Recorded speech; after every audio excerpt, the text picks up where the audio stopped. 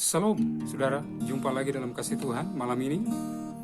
Sebelum kita dengarkan beberapa bagian firman Tuhan, mari kita memuji Tuhan dengan sebuah pujian.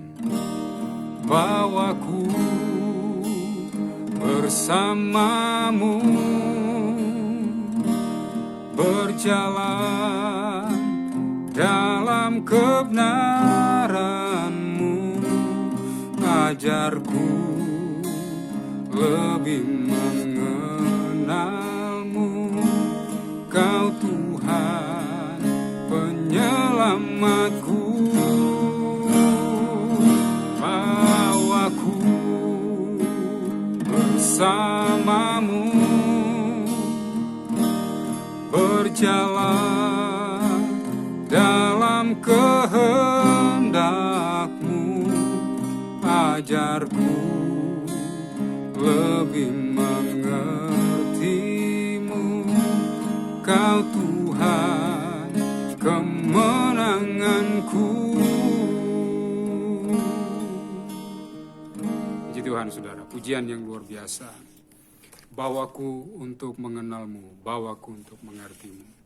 Saudara, malam ini kita akan dengarkan sebuah kebenaran. Kita bicara tentang mengalami jamahan tangan Tuhan. Dalam Matius pasal 8 ayat yang pertama sampai ayat 4 tertulis demikian. Yesus menyembuhkan seorang yang sakit kusta. Setelah Yesus turun dari bukit, orang banyak berbondong-bondong mengikuti dia. Maka datanglah seorang yang sakit kusta kepadanya, lalu sujud menyembah dia dan berkata, "Tuan, jika Tuan mau, Tuan dapat mentahirkan aku." Lalu Yesus mengulurkan tangannya, menjamah orang itu dan berkata, "Aku mau, jadilah engkau tahir." Seketika itu juga tahirlah orang itu daripada kustanya. Lalu Yesus berkata kepadanya, "Ingatlah, janganlah engkau beritahukan hal ini kepada siapapun, tetapi pergilah, perlihatkanlah dirimu kepada imam dan persembahkanlah persembahan yang diperintahkan Musa sebagai bukti bagi mereka." Saudara sekalian diberkati Tuhan.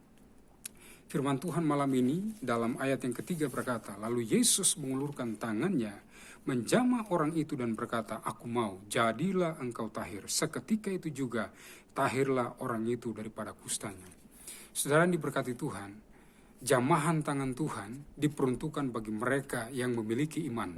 Sekali lagi saya ulangi, jamahan tangan Tuhan akan terjadi bagi mereka yang memiliki iman kepada Tuhan. Alkitab berkata, setelah Yesus turun dari bukit, banyak orang berbondong-bondong mengikuti dia. Bukit apa ini? Bukit di mana Yesus berkhotbah, yang kita kenal dengan judul khotbah Yesus di bukit. Jadi Matius pasal 5, 6, dan 7 itu berisikan tentang khotbah Yesus di bukit. Dan setelah ia mengakhiri khotbahnya, Yesus pun turun dari bukit dan orang banyak menyertai perjalanan Yesus pada hari itu.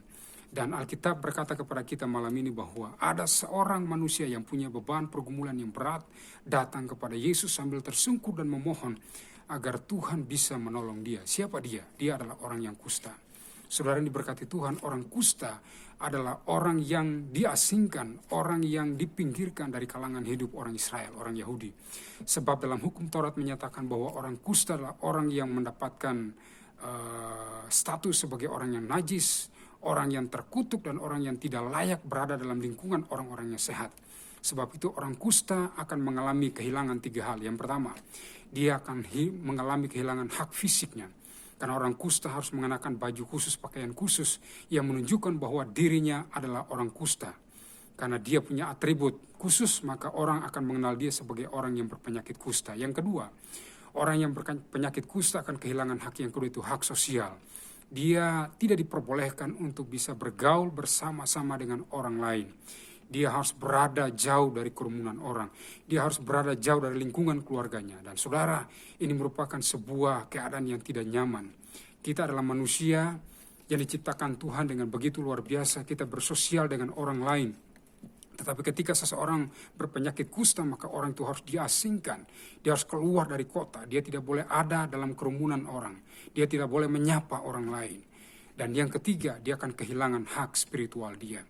Orang yang kusta, orang yang dilarang untuk datang menghadap Tuhan di bait Allah. Sebab orang itu sejajar dengan orang yang najis. Nah, saudara-saudara yang diberkati Tuhan, si kusta ini datang kepada Yesus. Mengapa dia datang kepada Yesus? Karena dia percaya Tuhan Yesus berkuasa untuk menolong dia. Tapi yang menarik pada ayat yang kedua yang kita temukan malam hari ini adalah ketika dia datang kepada Yesus dengan iman, dia memiliki sikap iman yang luar biasa. Yaitu apa? Dia berkata kepada Yesus sambil sujud menyembah, Tuhan, jika Tuhan mau, Tuhan dapat mentahirkan aku. Mengapa dia mengungkapkan kalimat ini, saudara-saudara? Karena dia percaya bahwa Yesus sanggup. Dia tidak perlu datang kepada Yesus dan menanyakan apakah Tuhan sanggup untuk menolong dia atau tidak. Dia justru mengutarakan sebuah kalimat hebat. Tuhan, jika Tuhan mau, Tuhan dapat mentahirkan aku. Dari kalimat ini, saudara-saudara, saya menangkap ada dua hal, ada dua kebenaran. Kita belajar dari sikap iman si kusta ini. Sikap iman yang pertama adalah si kusta datang dengan iman yang isinya kerendahan hati. Dia memanggil Yesus sebagai Tuhan, berarti dia memposisikan dirinya sebagai hamba, sebagai orang yang lebih rendah daripada Yesus.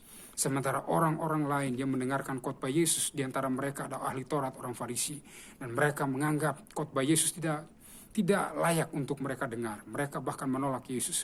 Tapi Alkitab berkata, si kusta ini datang dengan penuh kerendahan hati. Dia datang memohon dan berkata, Tuhan, jika Tuhan mau, Tuhan dapat mentahirkan aku. Kebenaran pertama, datang dengan iman yang penuh dengan kerendahan hati.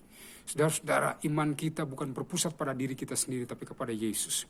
Itulah sebabnya, saudara-saudara, kalau kita punya iman kepada Yesus, maka iman ini bukan hanya sekedar percaya diri, tapi percaya sepenuhnya pada kesanggupan Tuhan yang dapat menolong kita, yang dapat membebaskan kita dari berbagai macam pergumulan hidup. Saudara, kebenaran yang kedua yang saya tangkap adalah ketika si kusta ini datang kepada Yesus dengan mengungkapkan sebuah kalimat hebat, yaitu Tuhan, jika Tuhan mau, Tuhan dapat mentahirkan aku. Maka kebenaran kedua adalah dia punya sikap iman yang hebat, yakni iman yang berserah pada kehendak dan rencana Tuhan. Dia menggunakan kata Tuhan, jika Tuhan mau. Artinya kalau Tuhan menghendaki dia sembuh, maka dia sembuh. Jika tidak, maka dia akan tetap sakit. Ini sikap iman yang hebat, saudara-saudara. Dalam hidup ini terkadang kita berdoa meminta kepada Tuhan. Kita seolah-olah memaksa agar Tuhan memenuhi keinginan hati kita, kerinduan hati kita, semua visi misi hidup kita. Kita minta supaya Tuhan memenuhi apa yang kita mau. Tapi yang hebat dari orang kusta ini adalah dia berkata, Tuhan, jika Tuhan mau, Tuhan dapat mentahirkan aku. Artinya apa, saudara? Dia berserah pada kehendak Allah. Orang-orang yang berserah kepada kehendak Allah adalah orang-orang yang punya iman yang hebat. Saudara lihat apa yang terjadi dengan Abraham. Alkitab berkata dia adalah bapa orang percaya, bapa orang beriman. Kenapa? Karena dia adalah orang yang tunduk pada kehendak Allah. Dia selalu taat, tunduk pada rencana Tuhan. Ketika Tuhan berkata, Abraham, persembahkanlah Ishak untukku di atas sebuah gunung yang akan kuperintahkan kepadamu. Alkitab berkata selama 3 hari Abraham berjalan dalam ketaatan dan penyerahan diri kepada Tuhan. Dia tunduk pada kemauan Tuhan. Dan saudara-saudara, inilah yang Tuhan minta dari hidup kita hari-hari ini. Tidak hanya sikap iman, rendah hati di hadapan Tuhan, tapi Tuhan inginkan adalah mari kita punya sikap iman yang kedua, yaitu kita tunduk pada kehendak dan rencana Tuhan. Dan Alkitab berkata, Yesus mengulurkan tangannya menjamah orang itu. Si kusta ini dijamah oleh Tuhan. Dia mengalami mujizat jamahan tangan Tuhan. Kenapa? Karena dia punya 2 sikap iman. Iman yang pertama, sikap iman yang rendah hati. Iman yang kedua, iman yang rela dan tunduk pada kehendak Allah. Saudaraku yang diberkati Tuhan, kalau kita punya sikap iman seperti si kusta ini, saya percaya jamahan tangan Tuhan pasti terjadi atas hidup kita. Apapun pergumulan hidup saudara, datanglah dengan iman kepada Yesus. Karena hanya Yesus yang sanggup untuk menolong kita. Hanya Tuhan Yesus yang sanggup melepaskan kita dari beban dan pergumulan-pergumulan kehidupan. Saudara, malam ini kebenaran yang paling puncak yang bisa kita dapatkan dari teks ini adalah ketika si kusta ini sudah disembuhkan, Tuhan Yesus berkata, jangan beritahukan kepada siapapun juga, tapi pergilah, pulanglah, perlihatkan dirimu kepada imam, dan persembahkanlah persembahan yang diperintahkan Musa kepadamu sebagai bukti bagi mereka. Nah, saudara-saudara, di dalam Alkitab memang sudah diatur hukum tentang seseorang yang dikatakan tahir dari kusta itu harus diperiksa secara seksama oleh seorang imam Allah. Seorang imam Tuhan yang bertugas di bait Allah. Dan Tuhan Yesus benar-benar memberikan kepada kita sebuah contoh bahwa dia adalah pribadi yang tunduk pada aturan Bapa. Dia selalu tunduk pada aturan Taurat. Yesus tidak menabrak Taurat, tapi dia menghidupkan Taurat. Dia berkata kepada si kusta ini, pergilah perlihatkan dirimu kepada para imam. Karena hanya imam yang berhak, yang memeriksa orang ini benar-benar sudah tahir dari kustanya atau belum. Dan kalau sudah sembuh, Alkitab berkata, maka dia wajib memberikan persembahan-persembahan. Mulai dari burung tekukur, lembu, bahkan bermacam-macam korban lainnya. Intinya, dia harus mengadakan korban pendamaian dan korban penghapus dosa. Karena orang yang sakit kusta itu menunjukkan bahwa dia bersalah, dia berdosa di hadapan Allah. Dan perlu ada pemberian hidup. Saudara, ketika si kusta ini mengalami kesembuhan ilahi dari Tuhan karena Tuhan Yesus menjamah dia, maka hak-hak hidupnya itu dikembalikan oleh Tuhan. Dia tidak hanya mengalami kesembuhan secara fisik, tapi Tuhan Yesus mengembalikan yang paling inti dari kehidupan dia, kebutuhan dia adalah dia harus bisa kembali beribadah di bait Allah. Dia harus kembali dalam kehidupan normal, bisa berjumpa dengan orang-orang, dia bisa bergaul dengan orang lain, dia bisa kembali ke tengah-tengah keluarganya. Artinya, dia mengalami pemulihan komunitas hidup. Tidak hanya berkomunitas dengan orang lain, tapi dia bisa kembali beribadah kepada Allah di bait Tuhan. Saudara, ini kebenaran yang luar biasa yang saya tangkap malam hari ini, yang bisa saya bagikan pada saudara malam hari ini. Terpujilah Kristus Tuhan, kiranya kita pun mengalami jamahan tangan Tuhan. Ingat, datang kepada Yesus dengan iman. Bukan percaya diri biasa, tapi iman yang sungguh-sungguh kepada Tuhan Yesus. Puji Tuhan saudaraku, mari kita berdoa. Tuhan Yesus, terima kasih buat firman yang telah kami dengar malam ini. Tuhan tolong kami, Tuhan berkati kami. Dalam nama Yesus, biar kami mengalami jamahan Tuhan, siapapun kami, dan apapun beban kami, pergumulan-pergumulan hidup kami. Malam ini kami berdoa dalam nama Tuhan Yesus, Tuhan jamah, pulihkan dan sembuhkan kami. Dalam nama Yesus kami berdoa, haleluya, haleluya, amin. Amin. Shalom, Tuhan memberkati kita.